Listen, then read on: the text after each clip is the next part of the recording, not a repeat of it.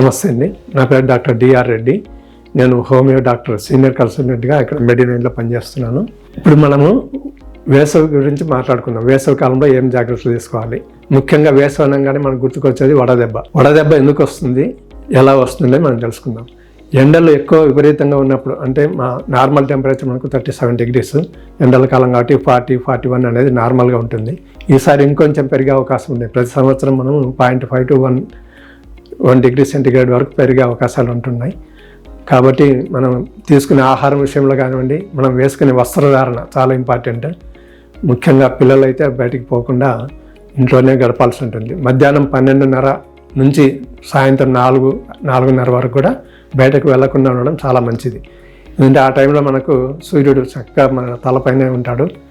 కాబట్టి ఆ రేస్ అనేటివి డైరెక్ట్గా మనపై పడి విపరీతమైన వేడిని కలిగిస్తుంది. ముఖ్యంగా మార్కెటింగ్ వాళ్ళు, వ్యవసాయం చేసే వాళ్ళు, ఎండలో ఎక్కువసేపు గడిపే వాళ్ళు ఈ టైంలో చెట్ల కింద ఉండడం చాలా చక్కగా ప్లాన్ చేసుకోవాల్సి ఉంటుంది. వాళ్ళని ఎటువంటి వేసవిలో ఎక్కువ పనులు చేయడం కూడా అంత మంచిది కాదు. పొలం పోయినా కూడా మనకు తిరిగి ఆ టైంకి ఇంటికి వచ్చేసేయాలి. 4:30 వరకు ఆ వేడి అనేది భూమి గ్రహించి వడగాలులు అనేవి మన పైన, శరీరం పైన ప్రసరింపజేయడం జరుగుతుంటుంది. ఆ వడగాలులు కూడా ఎండ కన్నా కూడా వడగాలుల తీవ్రత చాలా ఇబ్బందికరంగా ఉంటుంది. ఎందుకంటే మన శరీరంలో ఉండి నీరు శాతం మొత్తం లాగేస్తుంటుంది. నీరు శాతం శరీరంలో పడిపోయినప్పుడు బీపీ లో కావడము, స్వెట్టింగ్ పట్టడము, కళ్ళు తిరగడము, తర్వాత సన్ స్ట్రోక్ అంటారు అన్నమాట. ఈ లక్షణాలన్నీ ఉంటాయి దాంట్లో. ఈ సన్ స్ట్రోక్ వచ్చినప్పుడు డిహైడ్రేషన్ తొందరగా అయిపోతుంది. అలాంటి టైంలో మనము ఐస్ గుడ్డతో తుడిచి కవర్ చేయడము, వీలైనంత వరకు ఫ్యాన్లు వేసి చల్లదనం కలిగించాల్సి ఉంటుంది. సో అప్పుడు నార్మల్ టెంపరేచర్కి వచ్చి పల్స్ రేట్ ఇవన్నీ కూడా నార్మల్కి వచ్చేస్తాయి. లేదంటే ఒకసారి సడన్ డెత్ అయ్యే అవకాశం కూడా ఉంటుంది. కాబట్టి వడదెబ్బను చాలా జాగ్రత్తగా, వేసవికాలంలో చాలా కేసులు మనం గమనిస్తుంటాం. ఎక్కడైనా న్యూస్ వింటే అక్కడ వడదెబ్బ తగిలి చనిపోయినారని చెప్తుంటారు. సో వీలైనంత వరకు మన పనులన్నీ కూడా, ప్రయాణాలు కానీ అన్నీ కూడా సమ్మర్లో పోస్ట్పోన్ చేసుకొని, లేదా రాత్రి ప్రయాణాలు ప్రిఫరెన్స్ ఇవ్వాల్సి ఉంటుంది. ఎందుకంటే మధ్యాహ్నం ప్రయాణం చేస్తే ఒక అర్ధగంటకే మనిషి అలసిపోవడం జరుగుతుంటుంది. సో వీలైనంత వరకు చెట్ల కింద, పొలం పనులు చేసేవాళ్ళు చెట్ల కింద ఉండడం, ఇంట్లో ఉండేవాళ్ళు ఇంట్లోనే ఉండడం మంచిది. పిల్లలైతే అస్సలు బయటికి పోకుండా చూసుకోవాల్సిన బాధ్యత తల్లిదండ్రుల పైన ఉంటుంది.